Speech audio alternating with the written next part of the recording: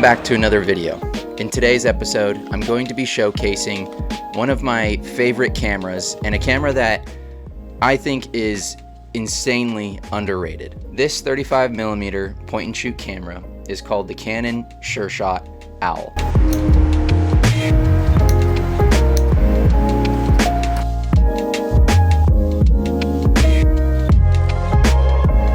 I think I've talked about this camera briefly on the channel before. I did a sort of unboxing new pickups video, and I actually bought this camera completely sealed, unused, and I opened it on camera. And so I've actually been able to put 12 different rolls through this camera at this point. It was something that I was really looking forward to using this summer, and a camera that I decided to take on a couple trips, and this would be exclusively my camera that I would use to take pictures with for those trips. So this is actually a 90s era point and shoot 35mm camera.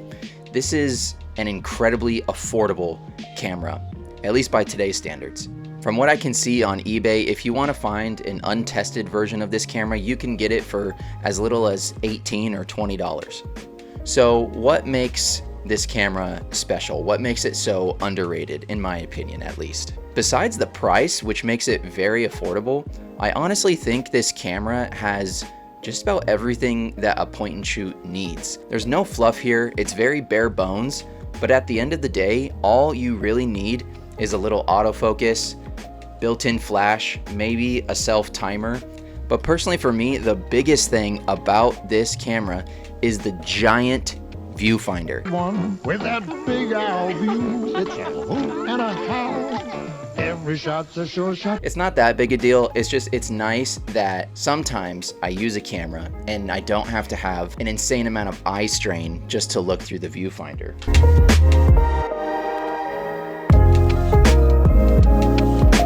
There's nothing premium about the feel of this camera. It's very plasticky in the hand. Not that it feels cheap or even flimsy, it feels very sturdy. But that's honestly what catches me off guard about this camera, is how sharp the images are. I want to talk about a few of the features of this camera and how I like the different nuances about this little camera and just the way that it behaves when you're shooting with it out in the field. I do feel like the autofocus is relatively quick, though not necessarily consistent.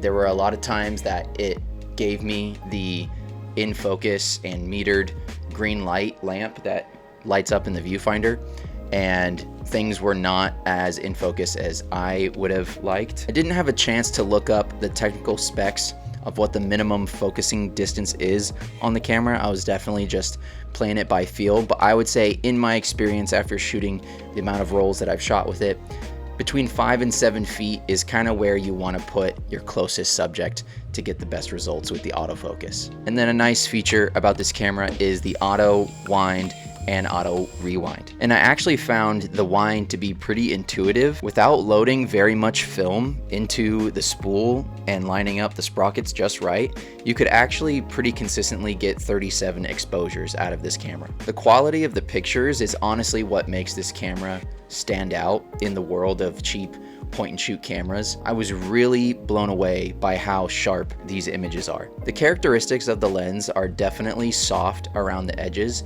but very sharp in the center. Now, if you're trying to find a copy of this camera for yourself, I'm able to find untested copies, again, for about $20-ish. If you want a tested one, and you do want a tested one, my recommendation is just to go ahead and spend that extra $10 and get yourself a tested copy if this is a camera that you're looking to buy. I wanted to make sure that the point and shoot that I bought, it was gonna last a while. I wanted to find a sealed, in the box, unused copy of this camera. And from what I can find, an unused copy is going to be at least $100. But the trade-off for that, this is essentially a brand new camera, brand new electronics.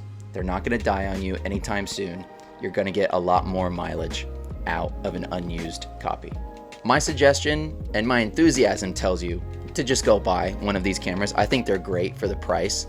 And even if this gets TikTok trended and the influencers get a hold of this camera, I don't think there's going to be a huge depleted supply of these cameras. I think they're always going to be sitting around $30, maybe $50. Unused copies, now that's where things start to definitely become depleted, and yeah, things could get expensive if this does become a very high demand camera. If you're looking for an affordable camera with just the things that you need in a point and shoot, I think this is the way to go.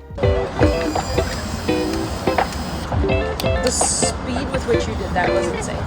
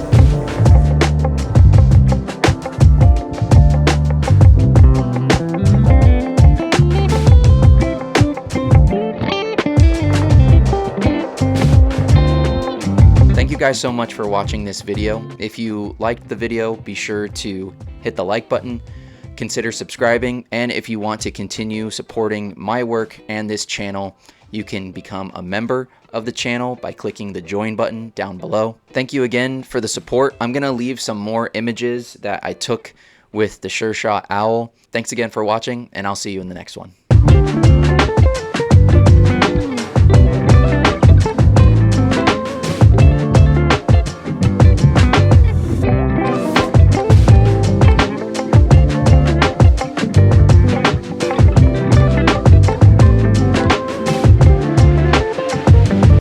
Sureshot OWL. You're sure to get your shot with the Sureshot OWL. Try to remember the name from who else?